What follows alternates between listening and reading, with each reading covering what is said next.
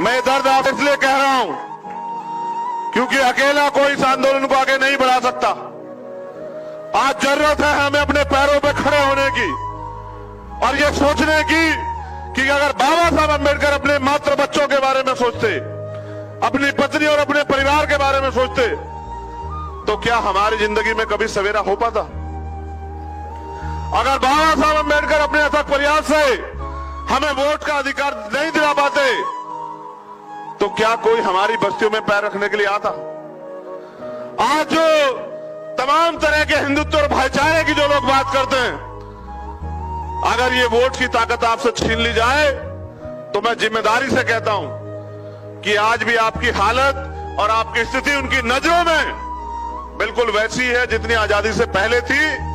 मेरे आज भी उस घटना को मैं याद करके आपको बता सकता हूं कि जब गोलमेज कॉन्फ्रेंस में मदन मोहन मालवीय जी ने यह कहा कि डॉक्टर अंबेडकर आप हमारे भाई हैं, और अंग्रेजों से कहा कि भारत में कोई छुआछूत नहीं है, कोई भेदभाव नहीं है।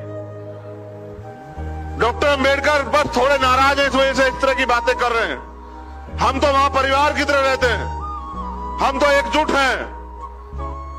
वहीं उसी मौके पे बाबा साहब अंबेडकर ने वो जग से पानी का गिलास भर के और उसको मदन मोहन मालवीय जी के सामने किया।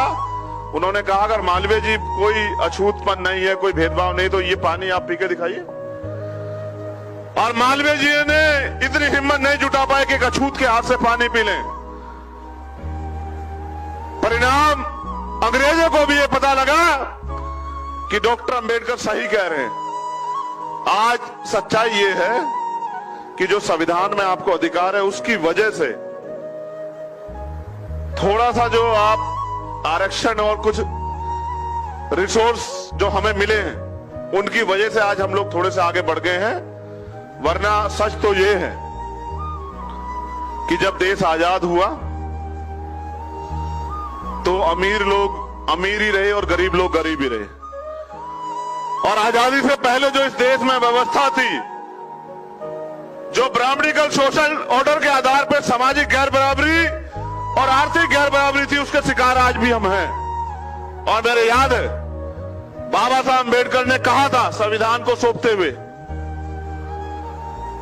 कि राजनीति में वन वोट वन वैल्यू, इस वोट के आधार पर राजनीति में तो हम लोग बराबर हो जाएंगे, लेकिन ब्राह्मणिकल सोशल ऑर्डर के आधार पर जो सामाजिक गैर बराबरी और आर्थिक गैर बराबरी आज भी कायम है, जब तक हम उसका अंत नहीं करते तो इस देश में हमारी राजनीति भी कामयाब नहीं हो पाएगी। आज आप नोटिस कीजिए, नौजवान साथियां बड़े पैमाने पर मौजूद हैं, इंटेलेक्चुअल साथियां बड़े पैमाने मौजूद हैं। आज देश में लोकतंत्र है ही कहां? क्या कोई गरीब का बेटा मेहनत करके आगे बढ़ सकता है? मैंने खुद उत्तर प्रदेश में चुनाव कंटेस्ट किया और उस व्यक्ति के खिलाफ कंटेस्ट किया जो उत्तर प्रदेश के सूबे का मुख्यमंत्री। जब मैंने कंटेस्ट किया तो मैंने ये देखने के लिए कंटेस्ट किया कि चुनाव होता कैसा है, लड़ाने में और लड़ने में फर्क है। मुझे एहसास हुआ कि अगर 50 लाख रुपए 1 करोड़ रुपए आपके पास नहीं तो आप चुनाव नहीं लड़ सकते। तो आप ये अपने मन से सोचिए कि आजाद भारत में लोकशाही है कहां? कोई गरीब का बेटा अगर कितना भी मेहनती क्यों ना हो, कितना भी संघर्ष क्यों ना हो, कितनी भी उसके दिल में सपने क्यों ना हो, लेकिन वो लोकतंत्र में अपनी बात को रखने के लिए इतने तमाम लोगों के जो बैरिकेड्स लगा दिए गए, उनको पार नहीं कर सकता है। आज भी हम लोग बाबा साहब अम्बेडकर के अनुयायी, लेकिन आज भी मीडिया, मनी, इन तमाम तरह की सुविधाओं से, रिसोर्सेज से हम लोग दूर हैं। और जिनके साथ मुकाबला है, अगर हमें पैंथर बनाना पड़ा, क्यों बनाना पड़ा? जब इस देश में कानून है, संविधान है, तो हमें क्यों बनाना पड़ा? क्यों हमें अपने लोगों की रक्षा के लिए निर्णय लेना पड़ा? उसका एकमात्र कारण यह है कि कानून बनाने की ताकत हमारे हाथ में नहीं है और कानून को लागू कराने की ताकत हमारे हाथ में नहीं। और अगर कानून को लागू कराने की ताकत हमारे पास नहीं है तो हम मात्र एक भीड़ है, और भीड़ को ये लड़ाई नहीं जीतती। भीड़ कभी कामयाब नहीं होती है, भीड़ हमेशा भेड़ होती है। हमें इस भेड़ की कैटेगरी से आगे निकलना पड़ेगा। मुझे आज एक तकलीफ और है, मैं उसको भी आपके सामने बयां करूंगा। यहाँ पैंथर बैठे हैं, ये रीढ़ है, इस आंदोलन की रीढ़ है जो लोग यहां बैठे हैं। बलि बकरी की दी जाती है, शेर की नहीं दी जा सकती। अगर हमें शेर बनना है तो हमें अपने महापुरुषों के जीवन संघर्ष को, उनके सिद्धांतों को, उनके जीवन को अनुसरण करना पड़ेगा, जीना पड़ेगा। बाबा साहब अम्बेडकर चाहते थे कि हम इंस्टीट्यूशन बनाएं। आज आप चेक करो, महाराष्ट्र में हो सकता है क्या देश में हम पे ऐसे इंस्टीट्यूशन है कि हम अपने कमजोर बच्चों को जो है वहां पढ़ाने का काम कर सकें। जहां विरोधी लोगों ने इतने बड़े बड़े इंस्टीट्यूशन खोल के अपनी विचारधारा को वहां प्रचारित प्रसारित करने का काम किया, तो क्या उनके मुकाबले, उनको टक्कर देने के लिए या अपने समाज को उस लेवल पे खड़ा करने के लिए क्या हमारे पास उनसे आधे भी इंस्टीट्यूशन है?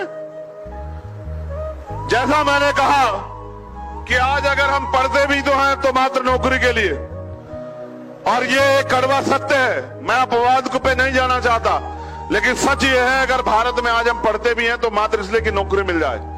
हम ज्ञान के लिए नहीं पढ़ते हैं। और अगर हम ज्ञान के लिए पढ़ते तो फिर यहां दोबारा से डॉक्टर अंबेडकर जन्म लेते। हम इसलिए पढ़ते हैं कि हमें नौकरी मिल जाए, और नौकरी इसलिए कि कुछ पैसे मिल जाए और उन पैसों के जरिए हम अपने घर परिवार को चला सकें। कहीं से कहीं तक भी हम आंदोलन के साथ नहीं खड़े हैं। ये पूरा आंदोलन देने के लिए है। आप फूले साहब को पढ़िए, उन्होंने 18 स्कूल खोले। आज हमारे पास IAS IPS भी हैं, वो 2 स्कूल नहीं खोल पाए। कौन जिम्मेदार? उन्होंने, आज हमारे लोगों को कुर्सी ना मिले उनको अपमान लगता है, लेकिन मां सावित्रीबाई फुले अपने अपमान की परवाह न करते हुए हमें पढ़ाने का काम करती थी।